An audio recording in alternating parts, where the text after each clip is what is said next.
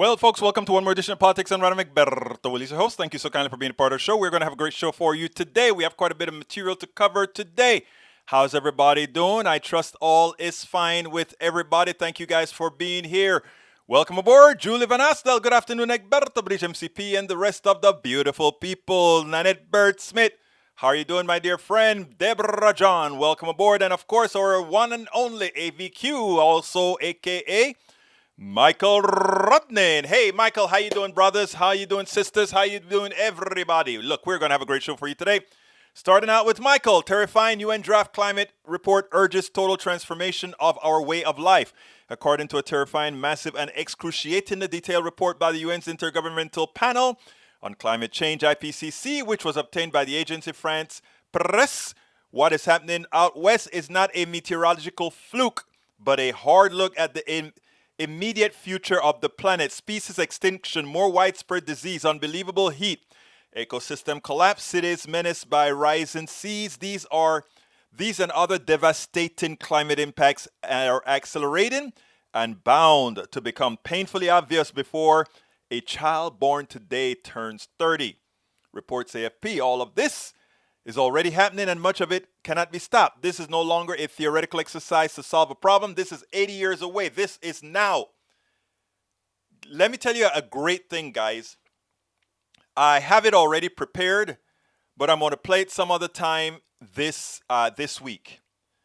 But today I interviewed, let me get his name here. Today I interviewed Steve McIntosh, or Stuart McIntosh. Look him up. He's written a book on climate change, and he's doing a whole lot of talking on climate change. I actually learned something on that. I learned that we had a dramatic rise in temperature about 10,000 years ago that decimated Europe and quite a bit more. We are going to go into all of that with what we spoke in that interview. That interview is for later on this week. But know that we are on top of this issue. Know that we're here to inform on this issue to make sure that when people come with the crap about, oh, this is a fluke or whatever, what Michael Rudnin just pointed out there is actually true. We have to do something. And let me tell you better. Mitigation may not be enough. Let me give an example, okay? Right now we're talking about, okay, let's stop it. Let's stop it at 1.5 degrees to 2 degrees centigrade. That means major changes in our coastline. That means water rising. That means a lot. The amount of money that it's going to take to create dams and dikes and support and to save our cities is going to be astronomical in our current economic system. You know what I'm actually thinking? I'm actually thinking we have technologies to mitigate carbon. We can take out a hell of a lot of carbon out of the atmosphere right now using wave power and all that kind. We may have to start looking at things like that right now, because it is really bad, not only with carbon, but we know there are other gases that are much more potent than carbon. Example, methane, ethane being released from gas wells, flared, and some just released in the raw. The permafrost melting that also gives off methane and other hydrocarbons that are worse gases that cause climate change than carbon dioxide. Look, this is serious, and we talk a lot in that interview that we did. We spoke a whole lot about a whole lot of things, folks. We spoke about a whole lot of things in this interview. So what we're talking about, folks, is simple. It is simple that what we're talking about. So I want you to take a look at this, okay? Seriously. Now we're going to move on to the next subject. International Criminal Court legal definition of ecocide.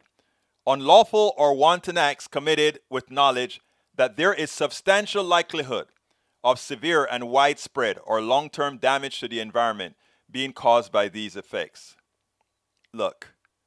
I'm not going to finish reading that, because what I want to do today is take a look at the blog, what we're going to cover. I want to get our interview with Olayemi Olurin out first, and then we have all the rest of the day to talk about these issues, because we have a lot of issues, folks.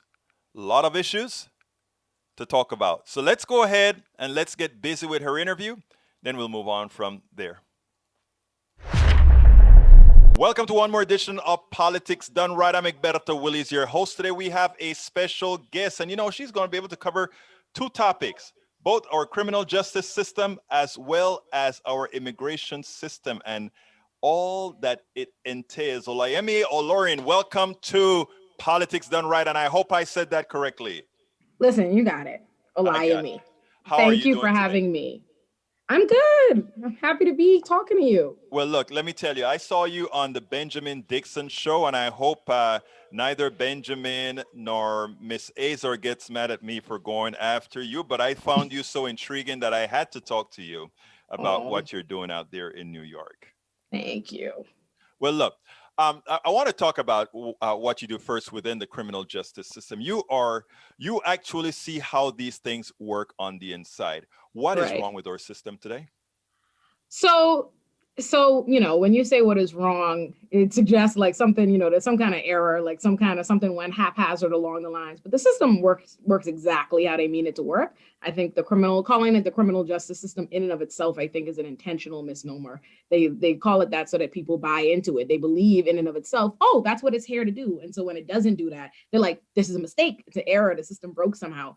But it really is just when I was studying, like when I thought I was going to be a lawyer in undergrad and I was studying and I was reading how the criminal system is, racist and corrupt, I thought it was something insidious, like something you have to like parse out and find and, statistics to show it to you. It's really just on its face, on where down to where they put the police, what laws they pass, who they choose to arrest, how they charge it, how they treat it at arraignments. The entire thing is just deliberately set up to be on the backs of poor Black and brown people. It is interesting because I have a very diverse audience, and one of the things that people and not only that, on my show I try to be extremely frank. In other words, I talk about the colorization. I talk about all these things within not only the criminal justice system but immigration and otherwise. And one of the things that a lot of people on the right, generally white in my audience, and some Black folk in my audience who are sort of on the right, would mention, well, the FBI statistics says X, the FBI statistics says Y, and my answer to them always is BS in, BS out, which means, of course, and I think you just alluded to that. If you're over policing a particular neighborhood, why don't you expand on that rather than me saying that? So first of all, where they put the police are in Black and brown neighborhoods. It's just a reality, right? You're in Manhattan somewhere nice, you're not going to see the police. You walk in Brooklyn, the minute you get off the train station where I'm at, the police are there, right? Also, you have to deal with the fact that what people think of as crime or what they're thinking the police actually do is just not what it is. That's not what you're seeing in the criminal system. The majority of my cases are absolutely nonsense. Like, oh, some poor person jumped a turnstile, somebody had an argument with their mother. Those are the kinds of things. Oftentimes, too, your clients are the ones calling the police for help. They think, the police is someone that'll just talk and de-escalate or step in or something like that. Like people will call because they're having an argument with their family member. And now the next thing you know, someone's being arrested. They have no choice of their own. And most things in the criminal system don't actually get prosecuted, right? Like the majority of the system is just like nonsense misdemeanors. They get thrown out. They don't do this. They don't make it there because these aren't about like having strong cases. It's about just where police are being placed and who they can get into the system and who they can continue these cases against. So that's really what it ends up looking like. It just isn't what people think it is. And we have to go against the general media narrative, right? If you watch TV, you watch the news, you watch all these different things, it's constantly being made out like crime is this big issue. There are all these big bad boogeymen. That's when it was in the criminal system, but it's not. It's just other people look just like me, look just like you, doing regular things, having regular activity, things that become, criminal that wouldn't be. Like I do this thing with my friends. I like to do is like watch TV and look at how many things would be a criminal case if this were a Black person, this were a different type of thing. Like you watch stuff and it's joke. Like I was watching How I Met Your Mother last night, first episode. Ted Mosby decides he wants to go steal the blue trumpet horn to give to Robin out of the restaurant. And I'm just like, and if he were Black and that was Manhattan, that would be a misdemeanor and he'd be fighting that for the next year. And that's how it is. You watch things and they don't craft crime this way. The narrative isn't crafted around white people. It's not pointed out to you as crime. It's just them living. But when the narrative has to do with people of color, all of a sudden it's this big this boogeyman, and people are picturing this different kind of thing. And then they go from thinking of people in the criminal system as people like them and their own part of their community to these like big bad problems that can't be addressed or dealt with in any other way but locking them up and throwing them away. But it's just not that. It is amazing because if what you're telling me, most of the cases that you're handling have to do with somebody jumping a style or somebody picking up some, if it's these little things, it almost tells you that this big fear that crime is so bad. And every time you see somebody using a gun on the street on TV, that if you walk in the middle of Brooklyn, there are people are, well, Brooklyn has several million people, right? And Yep. if you have one incident a day or 5 incidents a day or 10 incidents a day, Yep. most of Brooklyn is just fine, and likely it is isolated. Am Yep. I correct? Yeah, yeah, and even just that is the reality is this. Even if you thought crime is what it is, even if I conceded to that and I said, okay, crime is this huge problem, and we have all these people committing crime and doing that, doing this, the response that still wouldn't support the idea that we need to have all these police and we need to have this expensive criminal system. Because if that's the case, if crime is what it is, say we have the worst crime problem ever, we have the most police employed. There's no other place putting the money into policing that America's putting into it. There's no amount of people having the amount of police. There's no more places policing this much, having all these laws, having this criminal system. So if we have this huge prison industrial complex, all this money given to the police, all this money in this, well, why is it not safe then? If that's what leads to safety, why is it not safe? New York gives $11 billion to policing. You know, Brittany Packnett. I don't know if you know who she is. Yeah, it's whatever. Yeah, she's an activist, and she made the same case actually 2 days ago. She said we have had over the last several years an increase in the budgets for police and an increase in crime. Doesn't that tell you that if you're judging based on the amount of money that you put into something, that it's completely and entirely ineffective? Is that correct? Yes, exactly. People don't want to. They don't want to talk about where crime actually comes from, the root reality. I'll tell you what, and that's where I wanted to go next. So you anticipated my question. Give us the root.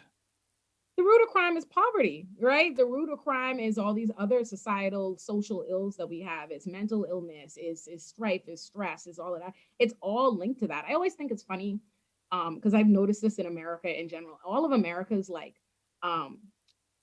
underdog stories and things that they love and people they love to champion always have a background of something that, like a criminal case, some kind of this, and now all of a sudden they're this beloved person that you're not scared of. What changed? What changed? Their resources, right? Like there's always like, oh, they changed, they're no longer this, because they don't have to be. Like, people aren't choosing a life of crime. People aren't choosing to be stressful. Nobody wants to be dealing with the police. Nobody wants to have to steal anything. Nobody wants to have to fight anything. Those things happen because of other burdens and stress. Like, I always try to tell people, the times in my life where I've been most likely to curse somebody out or fight somebody in the streets, I was broke. Life was hard. I was stressed out. It was this. If you alleviate the conditions that lead to this, it wouldn't happen. Like, it's no coincidence that while the policing budget and mass incarceration and all this is going up, the money they're putting into the schools is going down. The money they're putting into mental health resources is going down. All of this is very, very clearly connected. And they choose not to see that, and not. But you know what is ironic? When you racialize criminality, it's amazing because I don't. You're probably too young to remember the crack epidemic. Yeah, I know about it historically. You heard about it. Yes. The crack epidemic. It was a bad thing, and these were superhuman guys that were using crack. Of course, the guys that use cocaine, they didn't much bother them. The reaction to the drug are the same. But now we have the opioid epidemic. And now it's a disease. It's an issue that needs funding. It's an issue that needs all these. In other words, we're not funding the criminality that we the police that we funded to handle crack back in the 80s and 90s. Right. We're funding the medical health of these people who are addicts. I think that just made your case. In other words, if you move the money towards what did you call it? The root of the problem, it seems like we would have solutions, right? Exactly. But the reality is, what people don't like to say is, there is some level of, ignorance, right? Like, people just don't know better. We've all been fed the narrative on policing, like, our whole life. Everything is police. You see them there in the shows. You have every reason to believe that. I understand why people have a default in trusting the police and the criminal system. There's an aspect of that, like, people don't have the information. But there's a large aspect of just not being honest about the fact that they want it that way. They have built a business over police. Police get money over time to arrest people. Prosecutors are getting paid. The prisons are making money. All of this is a business. They are in the business of doing this, right? So there's that aspect. It's that road you have to tread. It's like, let me try to educate who I can educate, but we have to be honest about these people are not unaware that the system is working how they want it to work. They know it. It's not accidentally just working like this every single state. It's like this deliberately, unfortunately, but deliberately. That is one of the reasons the privatization of the criminal justice system is so dangerous, because when it becomes a profit motive, at Yeah. that point there's a reason to sustain the way it actually works. That is a Yeah. shame. But anyhow, so as a public defender, I want to close out this quick section about, as a public defender, that most of the people that you find in the system are for petty things, which Mhm. just about says that the police has too much, they don't have much to do. None to do. Nothing to do. Oh, I love Nothing. that. I love that. I love that. That's a good Bahamian type thing. None to Listen, do. like not at all. I think I say that every day. Every time I get a case of a family member like cursing at each other or having a dispute, I call up my family and remind them that they would all be in prison if we lived in the Bahamas. I'm like, you. The first time I realized you could charge somebody with harassment for cursing you out, I'm like, what? I'm like, I have narrowly evaded custody. Like, so it's unbelievable the stupidness you read. I open a case up, I'm like, sometimes I have to say it on the record. I'm like, Your Honor, read this. I can't. Let's be serious. Let's have a serious. And it'll be crazy because you would think when you point out ridiculous people, like the shame would stop them. No, the prosecutor will be next to me, double down. Like, I'll be like, listen, I have the complainant here. The complainant says that ain't happened. They call the police. There's a disclosure. And they're like, we're not prepared to dismiss any charges at this time. You're Then not you, embarrassed? if you're not prepared, you better dismiss. The very first case I ever arraigned as a public defender, this guy was accused of criminal trespassing, right, at his own house address. But here's the best part: by the police's own, they gave him a ticket. On the ticket, they have to take his license, write his address on the ticket, his home address. They wrote the home address, the same address as they're saying he was trespassing. I literally say, I'm like, Your Honor, I'm gonna make a show of this. I'm like, if everybody could just turn their attention, let's read. My client is accused of trespassing at this address. Flip to the next page for his home address, same address. Prosecutor still would not dismiss. Like, Why would he dismiss? Because they cannot bring themselves to not double down on the investment in this goofy system. That is a prime shame. I know. Anyhow, for all my audience, they can listen that just as I have an accent, you also have one. You are from the Bahamas. I heard you tell a story about how difficult it is for some people who've come to this country, played their part, as you are a public defender working very hard within the system, and you're still having issues with immigration when others don't. Why don't you tell us that story? It's an uphill battle that, for me, I'm lucky enough that it even is a battle, because for a lot of people, there's just simply no option. It's not even available to you at all. Like, anytime anyone asks me, I was having this conversation with my big sister the other day, because the US immigration system is so impossible that people have a hard time believing it is. They see you there and they ask you, how did you do it? And when you basically tell them, there's no way for you to replicate this, you know what I mean? It's the same. What do I tell you? Go back 13 years, go to a bunch of schools, so find hundreds of thousands of dollars, pay for a bunch of education, do OPT, work a lot of jobs to the bone. You can't collect no money, and hope and pray to God you manage to land on the right lottery situation where you could get a visa. So it's incredibly difficult to be able to stay. Like, I have a sister just as competent as me, literally on the med school path or whatever, graduated with all the honors, had to end up going to med school in the Caribbean. I've seen it happen more times than not. Most international students who I went to school with and born aren't here anymore. A lot of Bahamians that I know aren't here anymore because it's so unfeasible and inaccessible to us. And what's the solution? Because I mean, what's your solution? How are you going to? What do you plan on doing? Well, there needs to be more routes to citizenship. That's the first thing, right? Like, the reality is you can't apply for citizenship unless you're married. You get married, or you have a green card or permanent residency in some way, and you can't get those from even most of the visa outlets. If you could even manage to get a student visa or work visa, anything, those still don't guarantee you routes to citizenship. And getting a work visa is Like there's a cap on the system. It's incredibly expensive. There are wait lists that are 10 years and plus long, depending on what kind of. So the first thing they need to do is people who come on student visas should automatically have a like access to a work visa and ability to get a green card. If people are there, they're legally there for a certain amount of years, they should automatically have an avenue. Second, they need to make these processes way less expensive. Like, and not only is it expensive to pay for, but a lot of times, even for the student visas, you have to be able to show like at one time that whoever's your sponsor, your parent can pay for years and years of school at once in their bank statement. They have to show that or they can't get it, even if they don't have to. Like for law school, I went to law school on a full scholarship. But the tuition was 53,000 or something like that a year. For them to give me my my student visa for me to be able to go to law school where I got a full scholarship already, my daddy had to be able to show financially that he would be able to pay this amount, this tuition every year, even though he doesn't have to. And they show like they make him provide an affidavit of support, or you have to provide this amount of much more money or they can't get it. So they already make it so poor people have no access to that system at all. That's wild.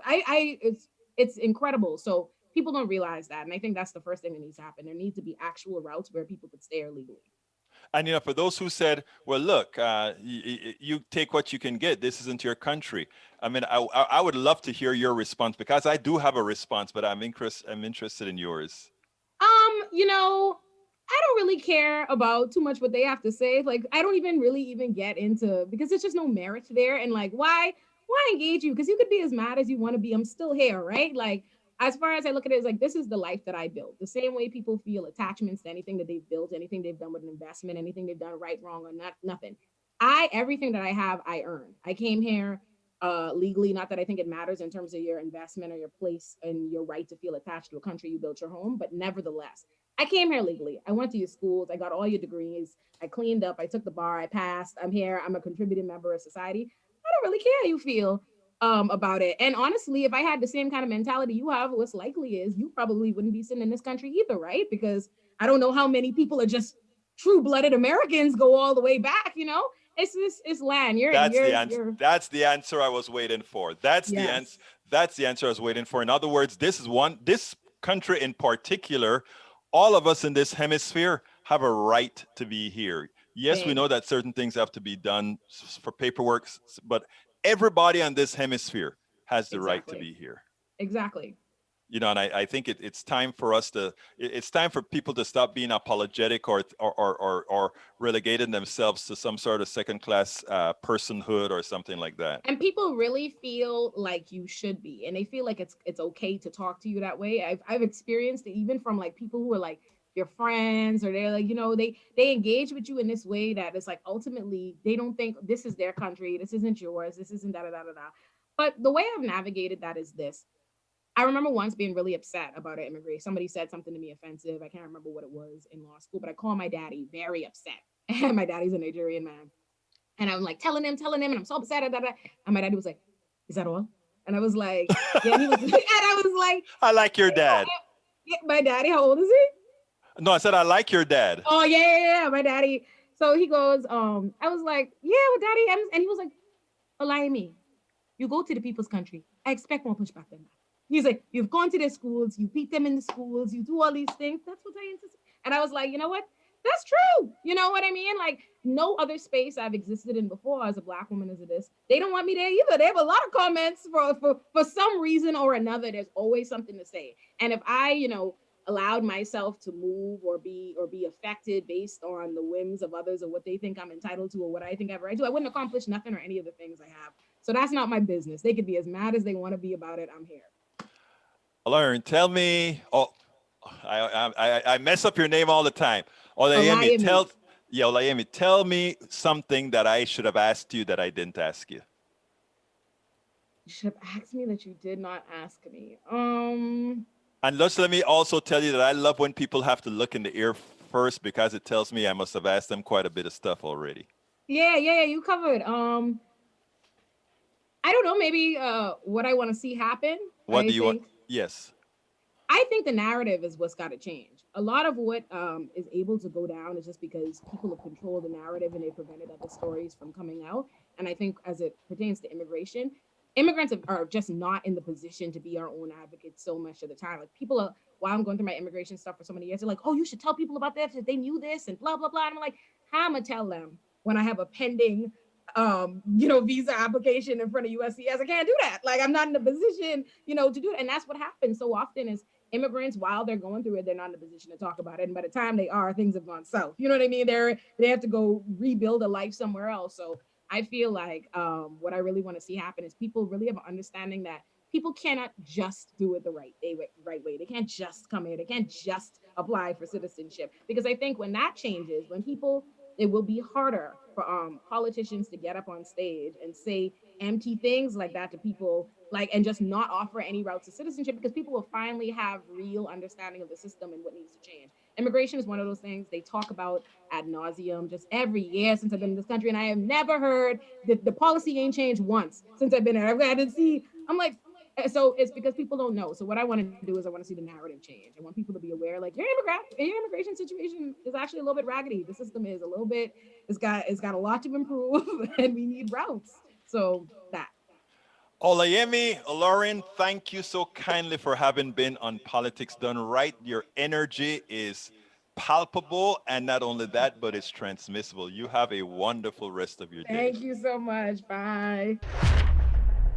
We spend a lot of time. Hey, folks, I hope you enjoyed that. But you know what? Before we even get started, we have a new member of the PDR Posse. Welcome, Linda Harvey.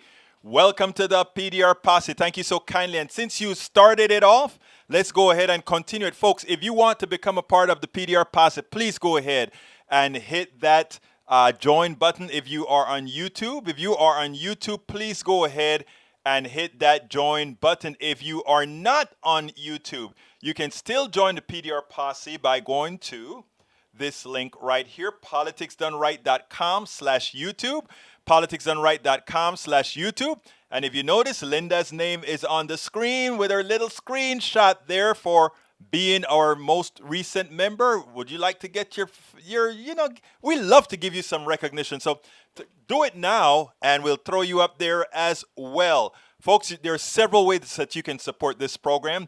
You can also support us via becoming a patron. Patron is spelled Patreon. That is politicsdoneright.com/patron, politicsdoneright.com/Patreon. You can also support us via PayPal, politicsdoneright.com/PayPal. And by the way, folks, we have a cup designed by our PDR Posse leader, Brige MCP. Check those out coming on the screen right this minute. You can see what our cup looks like. Do you want to get one of those cups? Support us by getting one of those cups. Go to the link that you see on the screen right now to go ahead and support it. You can get that link everywhere that you see that link. Now, you can also shop for our books and everything else at our store, politicsdoneright.com/store. Look, by getting our t-shirts, our books, at the store, you really help the program. You help us be able to continue doing what we do. Now, some people rather buy directly from Amazon.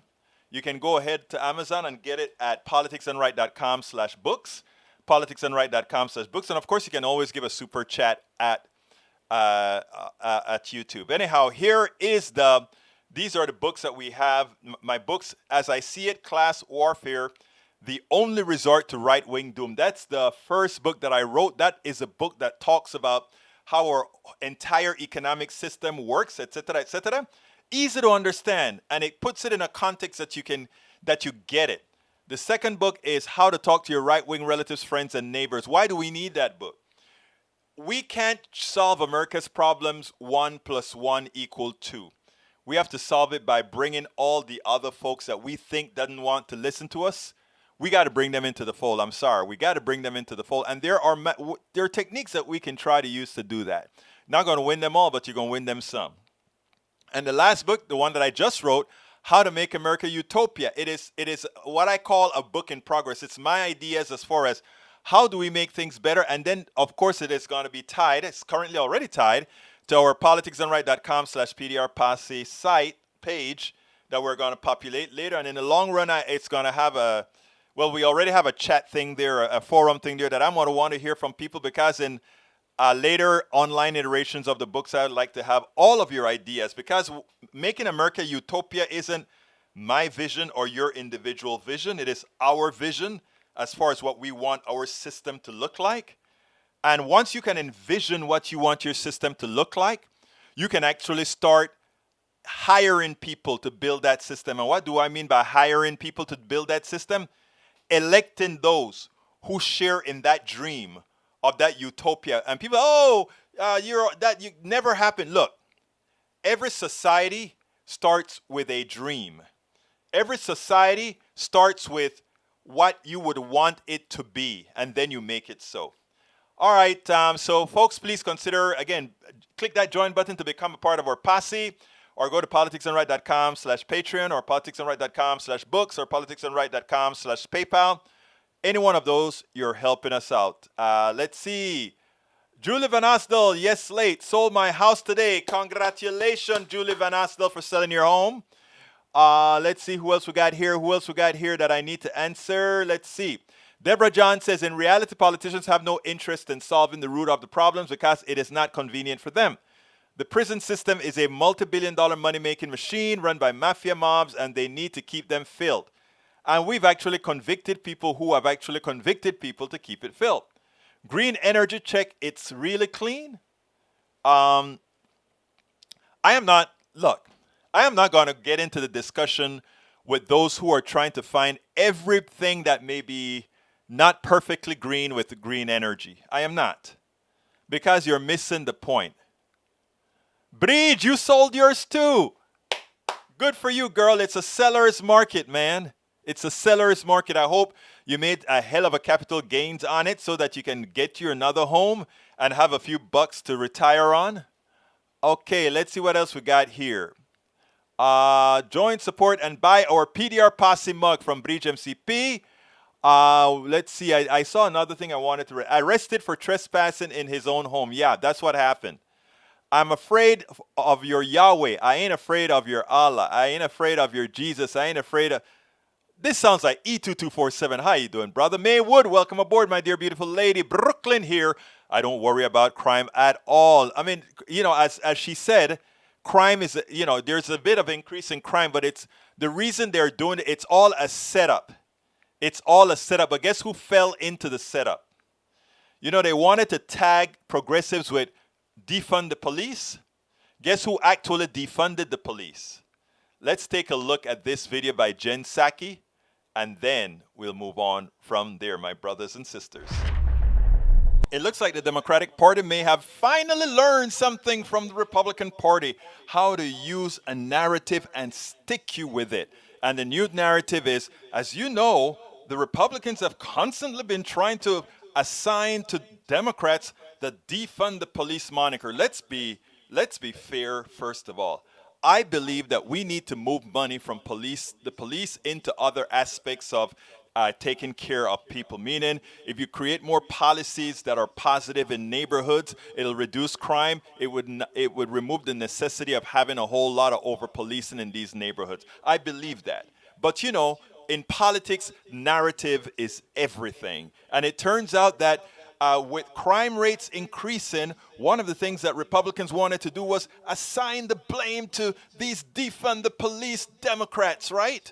Well, as Cunningham had said, Paknet Cunningham had said, if we were judging the results based on how we fund the police would be a complete failure, because as we have increased their funding, crime has not really gotten better per se. But anyhow, we have now used that narrative against Republicans because, while Biden was for making sure police officers remain funded during this pandemic and otherwise, the Republicans voted no. So the ones who have actually effected a vote to defund the police are Republicans. And you know what?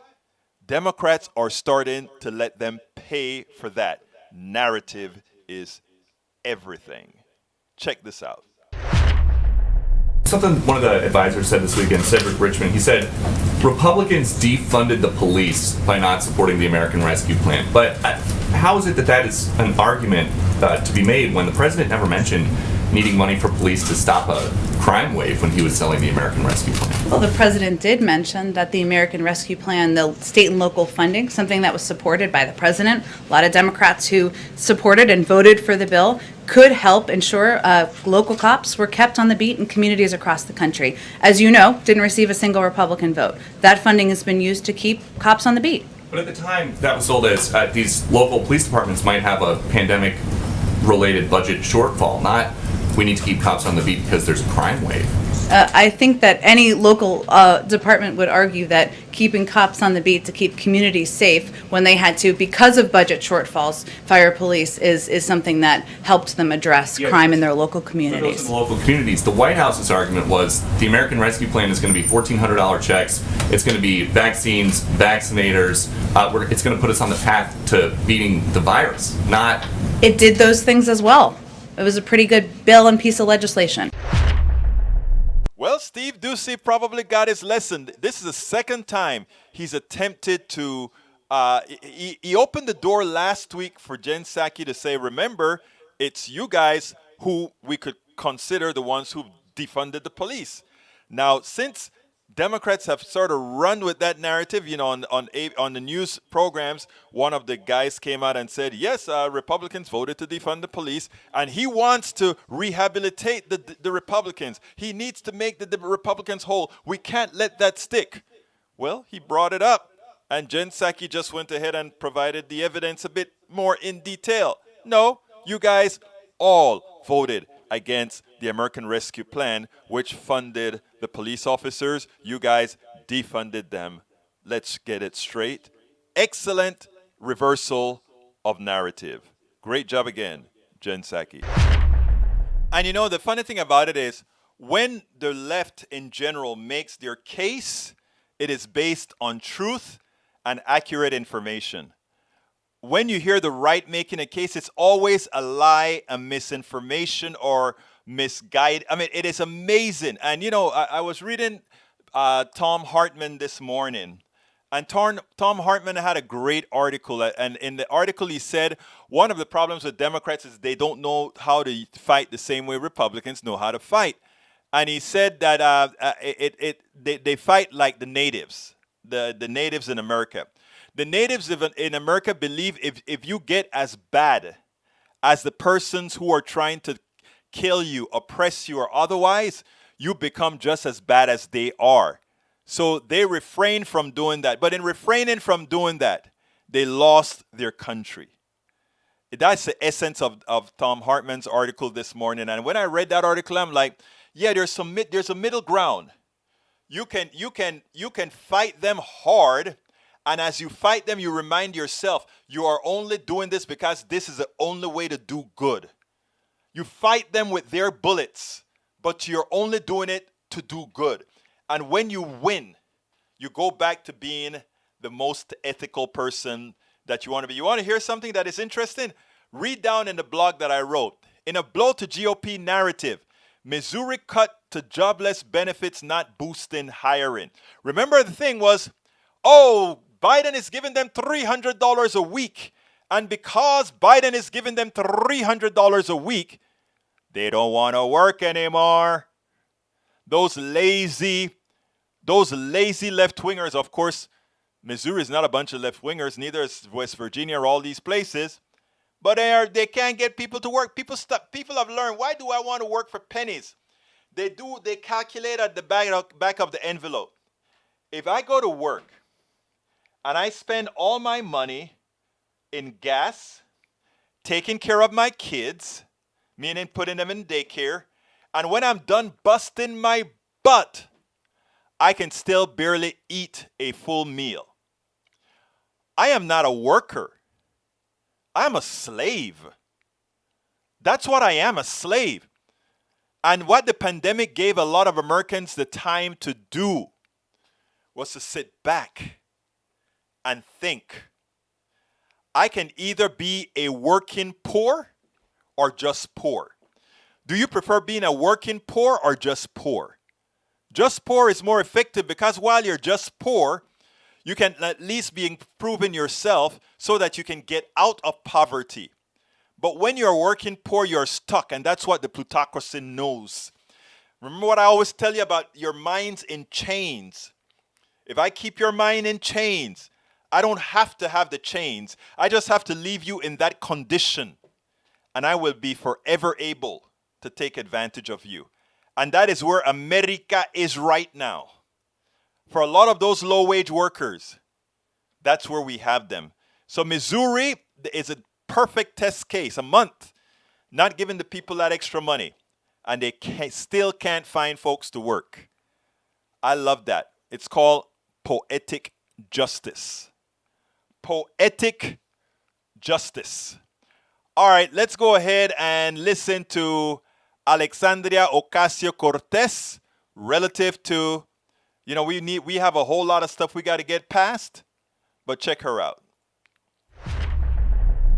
Alexandria Ocasio-Cortez appeared on Meet the Press today, and she did not disappoint. And what she did is really made the case for disregarding the filibuster, for doing reconciliation where necessary. But what she did specifically was show how erred Sinema is with respect to her position on the filibuster, and likewise the senator from West Virginia, Manchin. Let's listen to her, and I have a few things to say on the other side. I know where you stand on the filibuster, so I'm curious what you thought of Senator Simena's op-ed where she made this defense of keeping the filibuster. And she wrote, would it be good for our country if we did this, basically using the getting rid of the filibuster, only to see that legislation rescinded a few years from now and replaced by a nationwide voter ID law or restrictions on voting by mail in federal elections over the objections of the minority? Look, the argument she's making is, let's say you get rid of the filibuster, you get all of this progressive change that you would like to see, and then all of a sudden the roles are reversed and everything gets rolled back. Is that a good enough defense to you for the filibuster? No. I mean, it's essentially an argument of saying, well, why do anything at all in case something in the future may change it? Political systems all across the country, all across the world, pass legislation with majorities, and they're fine. And frankly, here's the thing, is that Democratic legislation, once enacted, is popular.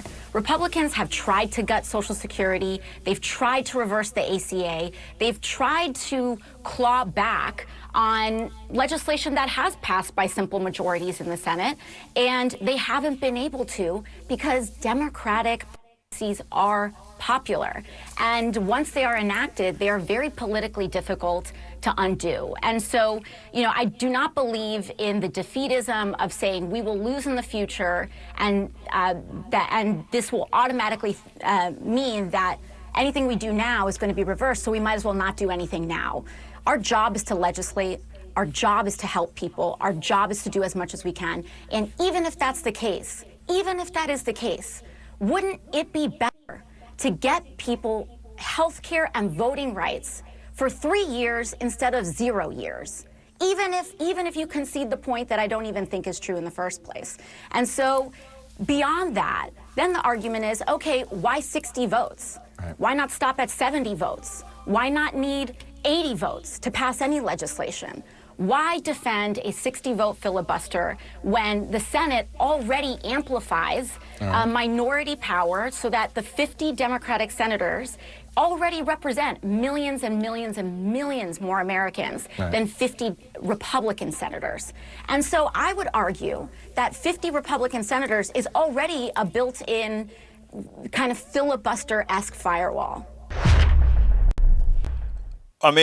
Let's first of all make the point, a very important point. We are there to legislate, and that's what we do. We pass laws. We don't expect supermajorities. The point that she ended with is very important. There are 50 Republicans and 50 Democratic senators.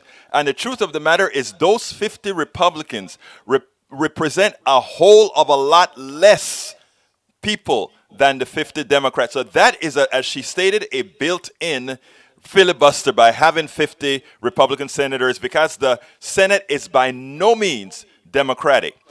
Small states get 2 senators and large states get 2 senators. California has about 40 million, 50 million people, and one of these states have just about 1 million people, and they get 2 senators. That is completely, utterly undemocratic. But here's what she also points out that every Democrat should remember.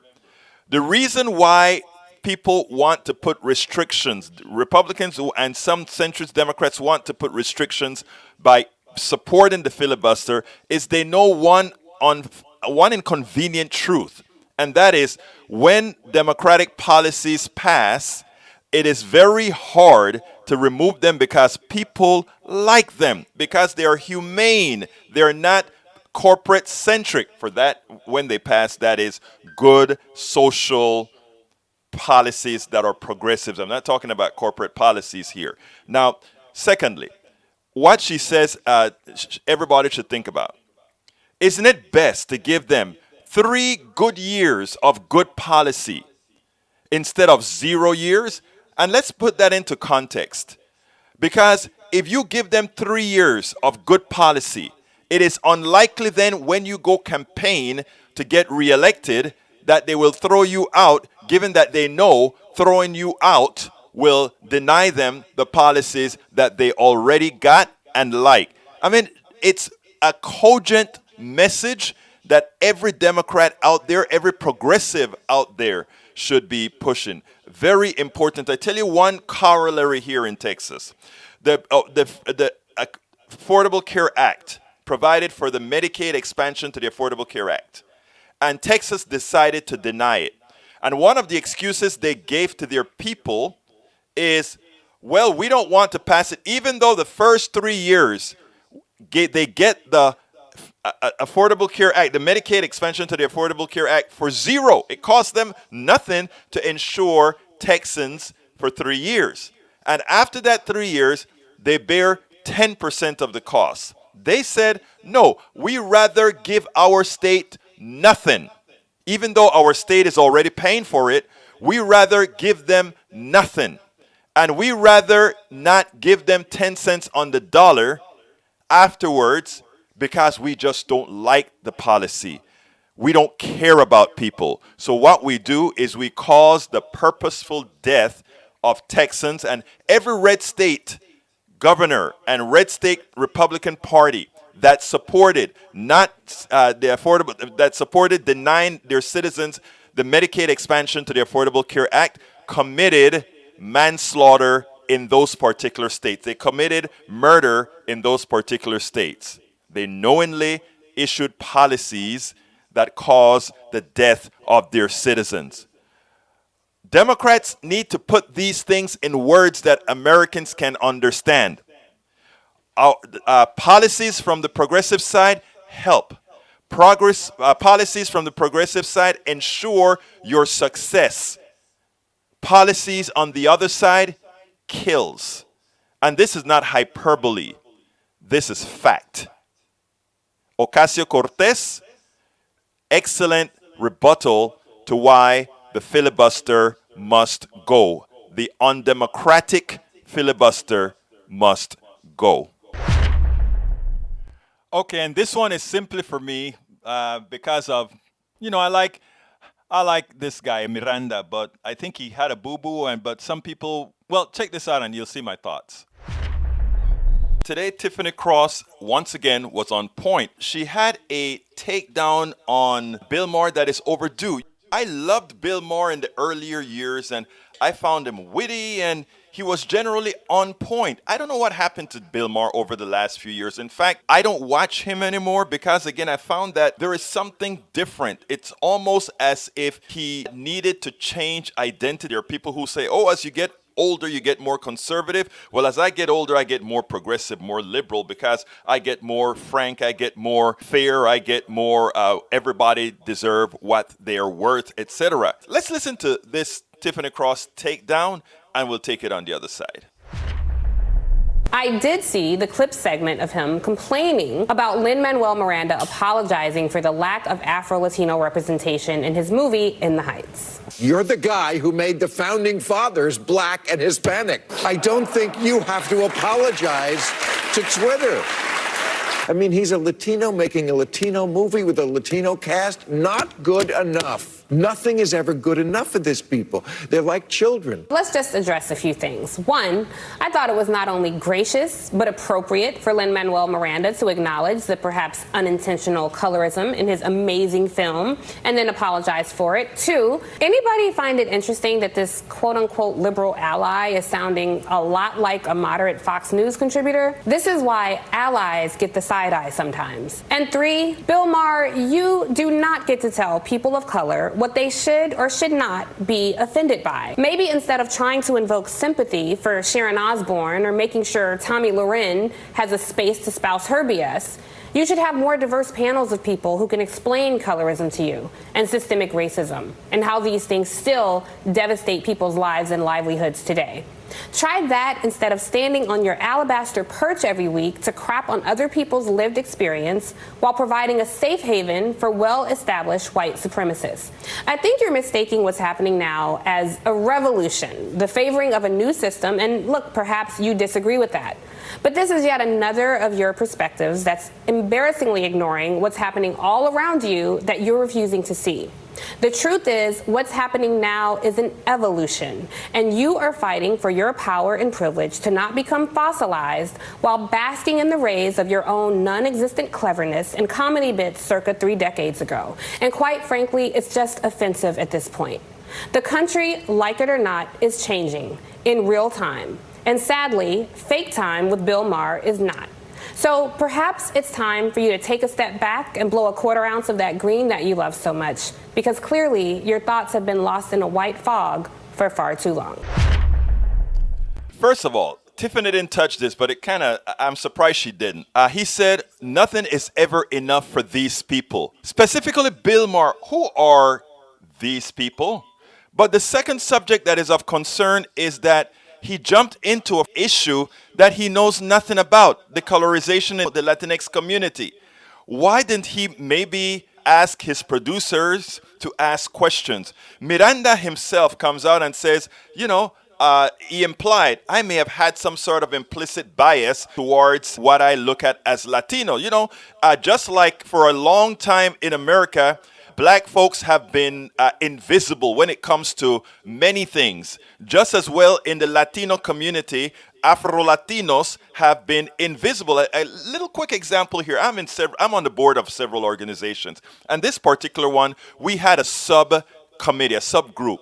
And that subgroup comprised of a couple of white people and 3 Latinos, me being the Afro-Latino, another Latino that was of Mexican descent, another Latino of, fair-skinned Dominican descent. And we were talking several issues, and one time I were deciding, and by the way, I did represent this group on TV for a Latino Afro-Latino issue on TV that we did a little piece. But anyhow, during this discussion, it was something that we needed Latinos collaboration to do something. And one of the persons said, hey, other Latino on the group, since we are the only 2 Latinos in this group, maybe we should do this. I was invisible, right? I was invisible. The Afro-Latino there was invisible. And this person didn't do it out of malice. It was just implicit bias that also occurs in the Latinx community. The idea that Bill Maher would look at what else does these people want, the idea it is simply recognition for like everybody else. The fact of the matter is the only reason, first of all, Latinos as a group are speaking up, and specifically within that Latino group, Afro-Latinos are also speaking up, is because now there is the power to do it. The door is now more open for people to not accept what they had to accept in the past. So it is simple. As we mature as a community and as different groups get more power, they are less concerned about what would happen if they speak up. What they do is speak up. Bill Maher was completely out of his league. And I think what he should do is probably take a class and understand what is going on not only in communities in America, but communities in the Latinx community where it comes to colorization and much more. That was my beef with Bill Maher. And when I saw that Tiffany Cross did it, it was like, wow, she did it. That was great. It's something if she hadn't done, I would have gone and plastered it all over the place as well. So thank you very much, because, you know, these things are not complex if we just have a bit of empathy. Anyhow, folks, we're coming close to the end of the show.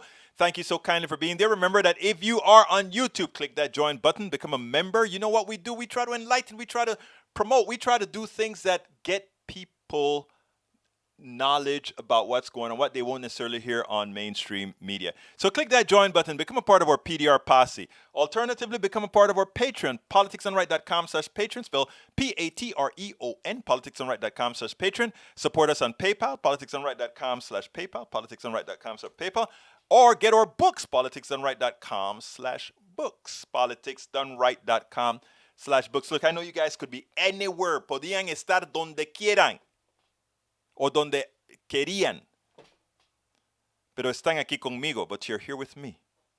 Muchas gracias. Thank you so kindly. Estoy bien agradecido. Estoy bien agradecido. Te voy a decir algo. I'll tell you something.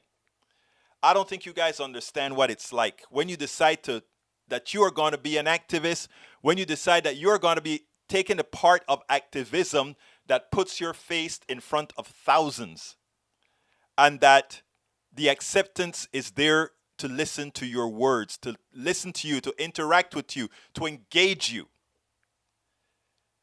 That is like a nuclear fission reaction. It makes you want to do so much more for the cause. It makes you want to do so much more for the cause. Welcome aboard, Paula Faison Johnson. Welcome aboard. So thank you guys for being here. I couldn't do it without you. Let me see if there's anybody I didn't call out. E2247, I think I got you. I'd like to call everybody out. Eric Hayes, I think I called you. Maywood, I think I called you. Julie Van Astel. Para ver quién más está aquí. If I missed you, forgive me. But I got to get out of here. I have a whole lot of wood to move outside. Anyhow, my name is Egberto Willies. This is Politics Done Right. And you guys know how I'm going to end this baby. Lisa, or rather Linda Harvey, thank you for becoming a member today. You know how I end this baby. I am what? No, I got to do it right for the podcast. This is Politics Done Right. My name is Egberto Willies, and you know how I'm going to end this baby. I am what? Out! We spend a lot of time deconstructing the news, trying to parse it into a form that everybody can understand. We try to find those little nitpicks where it flies above the fray, etc. If you really like these videos that we do, I want to ask a big favor. Please go ahead, number one, subscribe to our channel, and number two, please join if you can. Thank you so kindly for watching. Keep watching. Please remember to share. We must populate the entire internet with our progressive message, a message that we know is what most Americans say that they want. So help us, please join.